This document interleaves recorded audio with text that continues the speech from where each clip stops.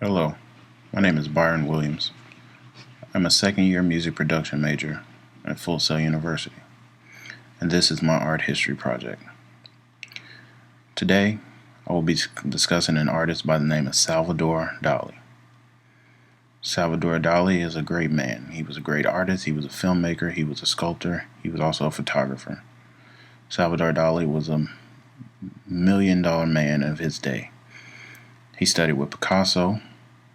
He also was a visionary in the Surrealist movement in Spain before leader Franco took over. Salvador Dali is a very peculiar man. He's a very surreal man, and he doesn't care what people think about his absurdities. Salvador Dali is a man of weird behavior. If you look at his pictures as they go by, you'll see from the way he opens his eyes wide to the way his mustache is shaped and the things he does with his mustache. Salvador Dali is a very creative man. I took the time to study Salvador Dali again. I studied him once before in the 11th grade. However, I never got to fully go into the detail that I wanted to. Salvador Dali was born May 11th, 1904 in Spain. Dali was encouraged at a young age to practice his art, and he began to study under Picasso when he traveled to France in the 1920s. Expelled from the Surrealist movement in Spain under the rise of Franco as leader, and he did not stop painting. The Dali Museum in St. Petersburg, Florida was set up in his honor in 1982. The image you are seeing now of Christ on this cross is called Christ of St. John on the Cross. This is one of his more popular religious works.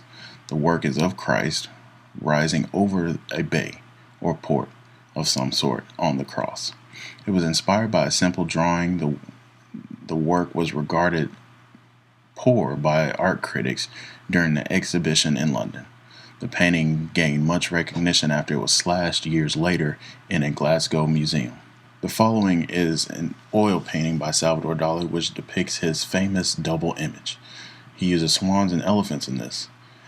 He describes this as a spontaneous method of irrational understanding based upon the interpretive critical association of delirious phenomena. This is how he explains the process of painting this painting. Swans reflecting elephants uses the reflections in the lake to create the double image of the elephants. The bodies of the swans turned upside down portray the image of the elephant's head, and the trees are as the body and legs.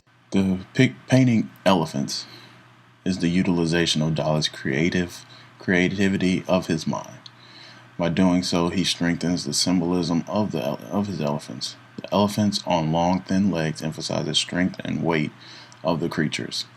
Inspired by Giano Lorenzo Bernini's sculpture that features an elephant carrying ancient artifacts. An oil painting of Narcissus, completed in 1937. Narcissus is a Greek mythology legend. Narcissus fell in love with his own reflection while looking in a pool, according to Greek mythology. Dali painted an image of Narcissus by a pool of water gazing down into it. And to the right of the image is Narcissus is a reflected image of a hand holding an egg or an oval object with a flower growing from it. This is one of Dali's more famous paintings. This painting here is of time decaying. The image shows the clocks and other timepieces melting away on a coastline beach. This is when Dali really began to embrace absurdity and surreality by creating an imaginary world with realistic techniques. One timepiece looks decorative. However, if we look hard enough, we see that they're ants. The melting clocks symbolize the instability of time. Time is decaying or rotting before our eyes. This completes my podcast about Salvador Dali. I hope you enjoyed it, and thank you.